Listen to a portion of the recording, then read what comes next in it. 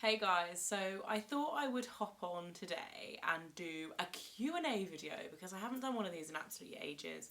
And to be honest, I've seen loads of people doing them on Instagram in the last few weeks and I really love them, and I just thought maybe it's about time. And I've also been getting a lot of questions, mostly about one specific thing, which I'm going to get into in a minute.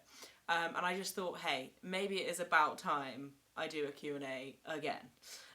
So I put out on my Instagram, last night, asking you for questions, and I would say about a third of the questions that I got in response were,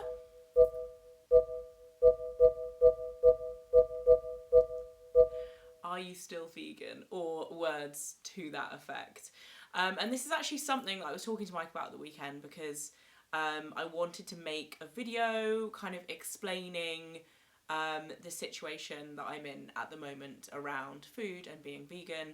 As you guys know, Mike and I went vegan, I think it was around October, it's almost a year ago. However, more recently, I am no longer eating vegan.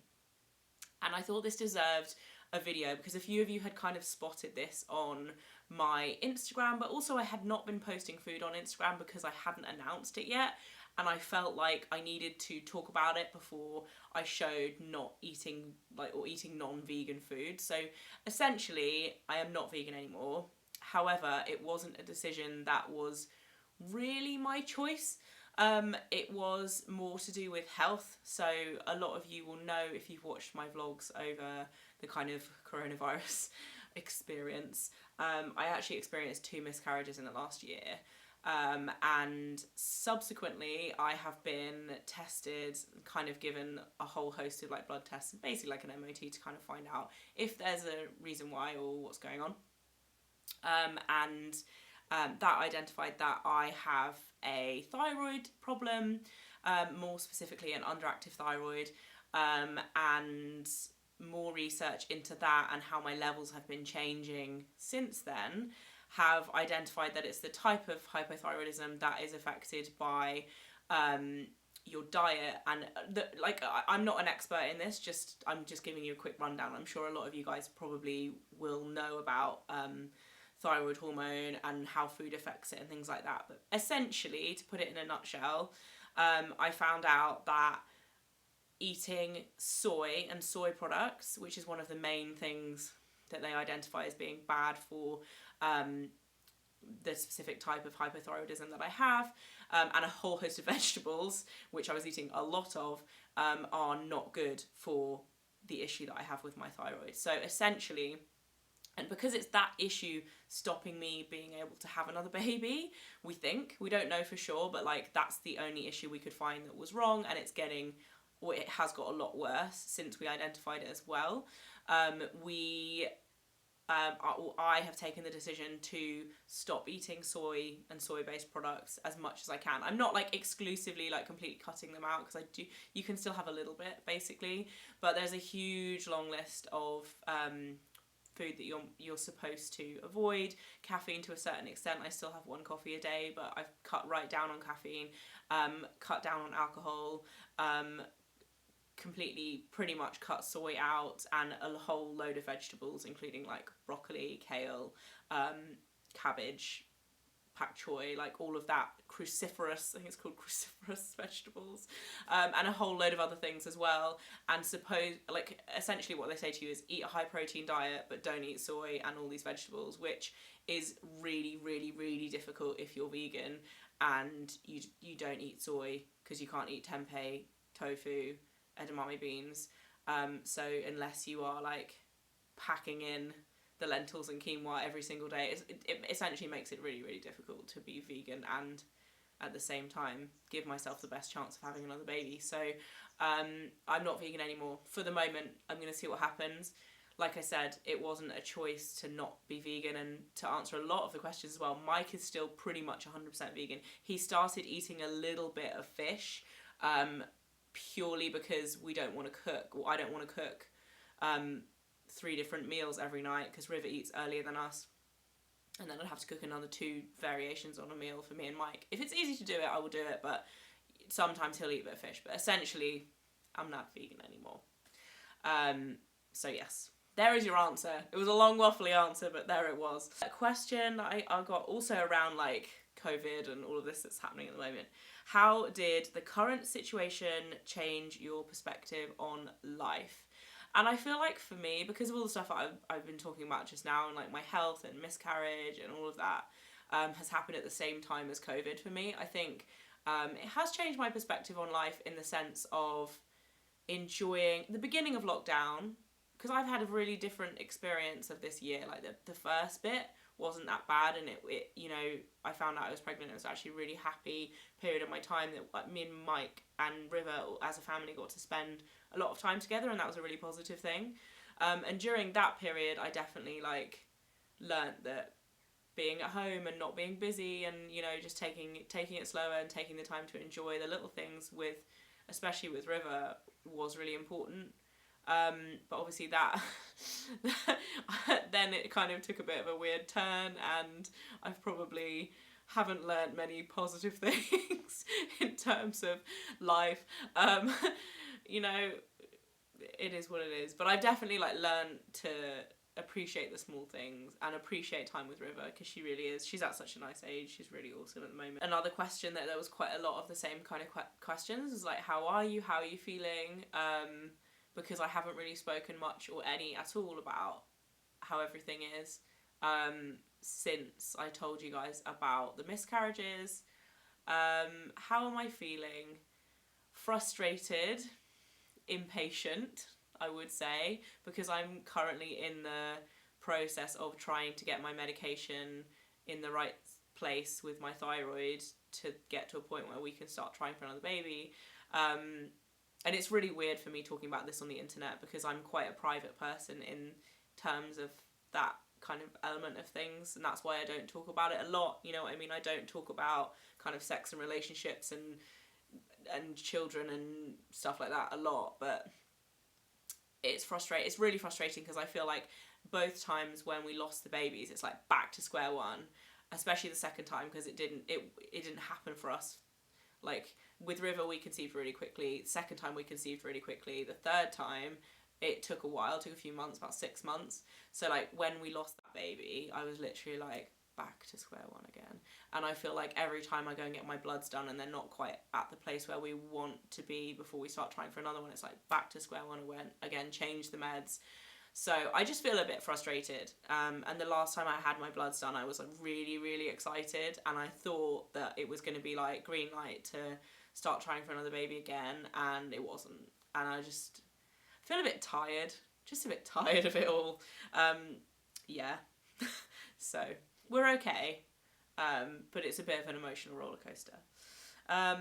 Another question, a bit more light-hearted note. How did you get into sustainable fashion? To be honest, I actually watched, is it the Our Planet documentary when that came out? And that's what really triggered the change in me considering the environment in a more serious way.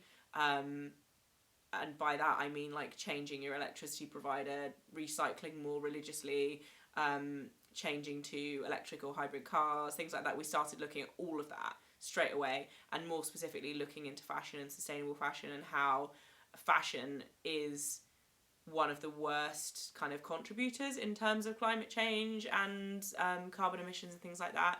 And I think I get a lot of questions as well about why do you focus on avoiding sustainable fashion rather than beauty, which is like my predominant like kind of focal subject. But actually for me, sorry, my phone needs to be on silent. For me, I think the fashion industry, the beauty industry's got a long way to go as well, but the fashion industry is in a worse spot. So for me, that's where I think I can make the most difference in terms of my choices, and also talking about different things as well.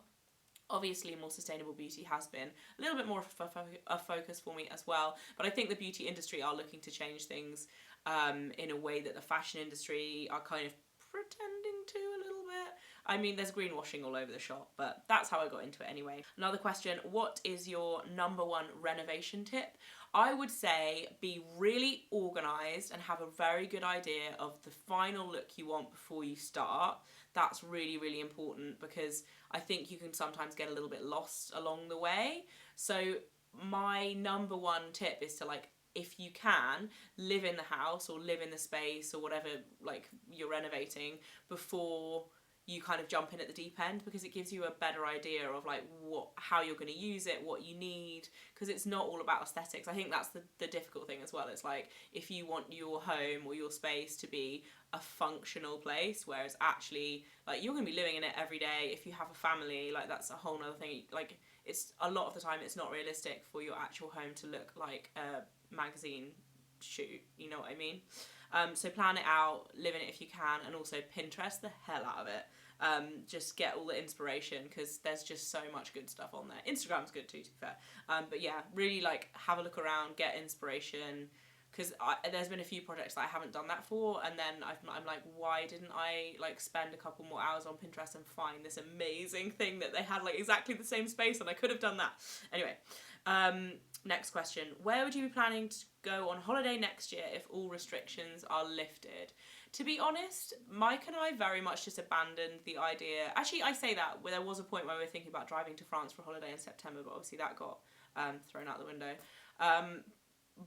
We've kind of just abandoned the idea of holidays for the next while. We're not planning anything. We're not hoping for anything except for a baby.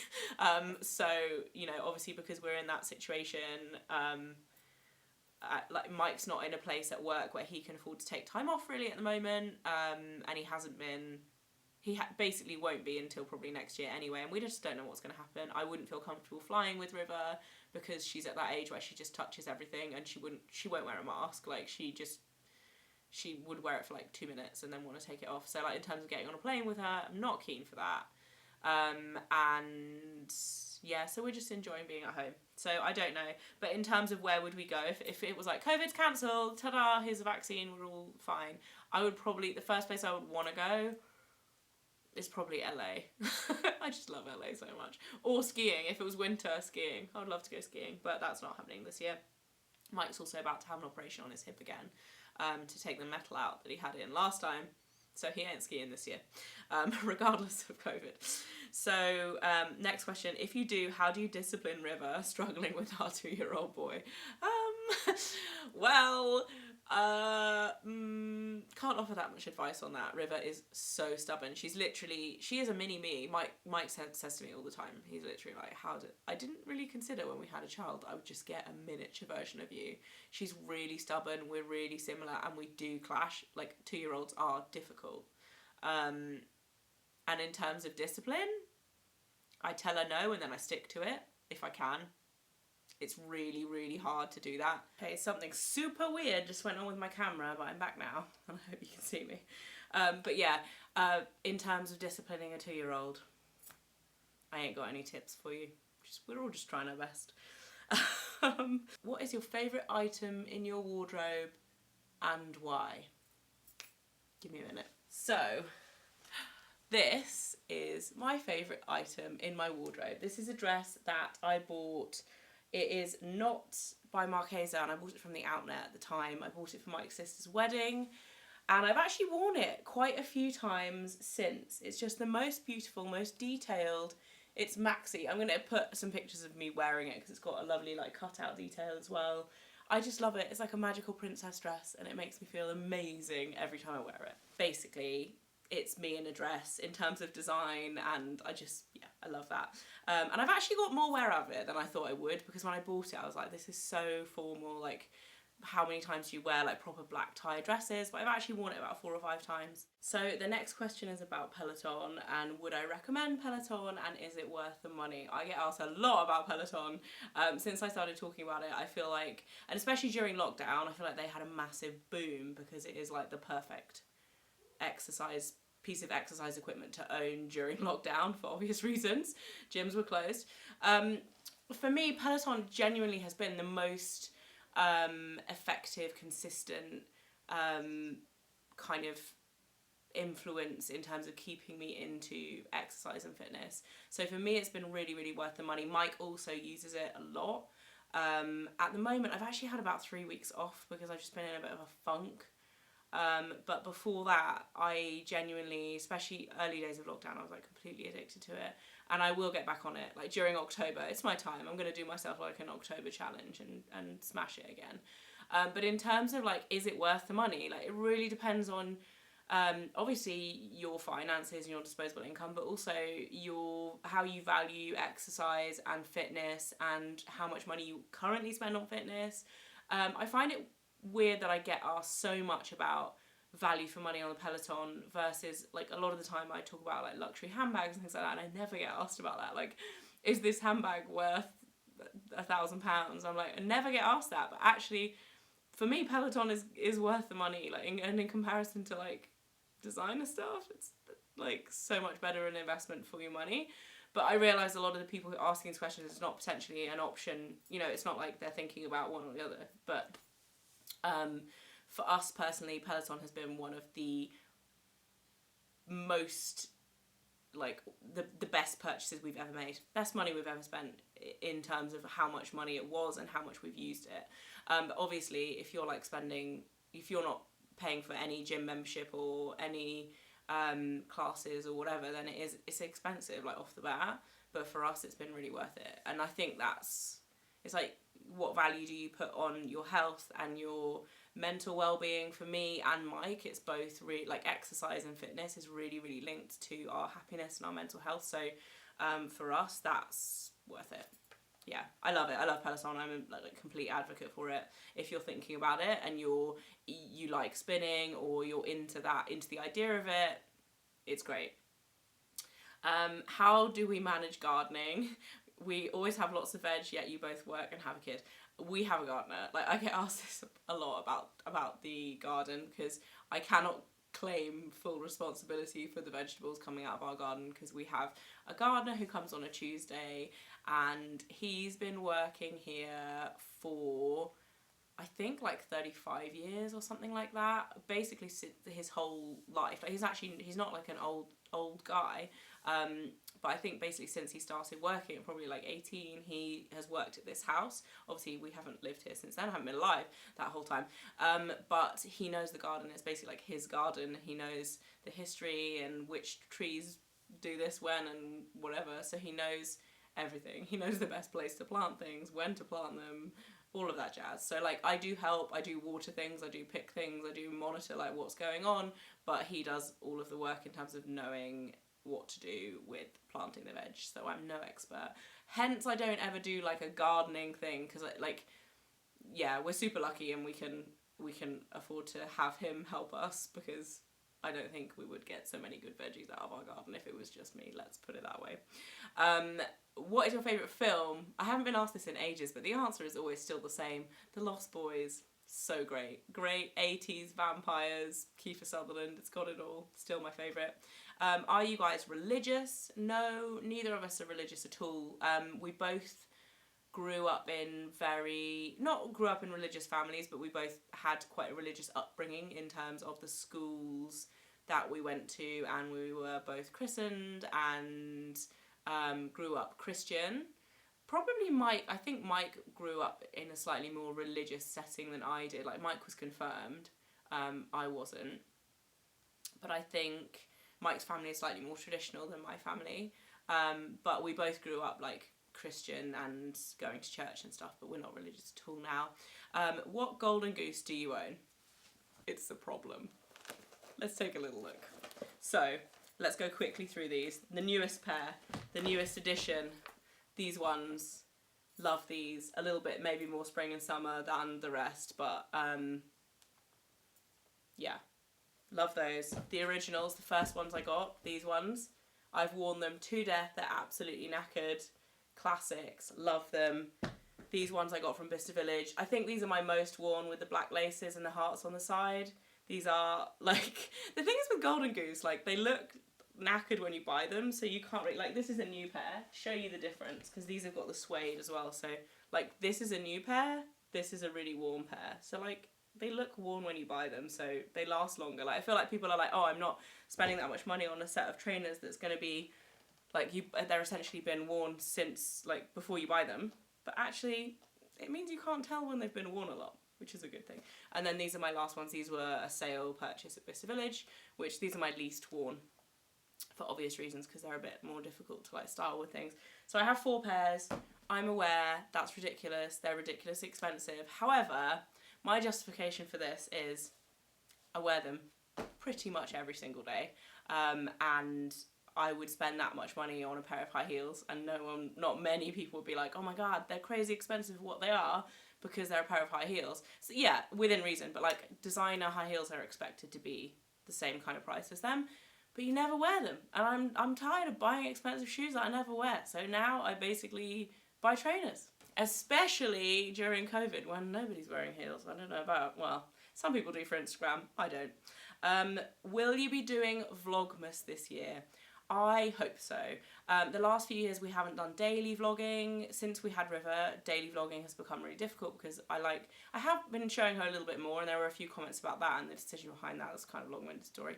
But I do show a little bit of her, but I'm still at the position where I don't want to be like shoving a camera in River's face for all of her childhood. So we will be doing Vlogmas, but we'll probably be doing like the weekly installments again, like we've done the last 2 years, which I think works really well for us, and I like the vlogs that come out of it. Your top 3 boy and girl baby names that you love but won't use. So for girls, Lyra, I love. I really love Scarlett actually, but we wouldn't use that.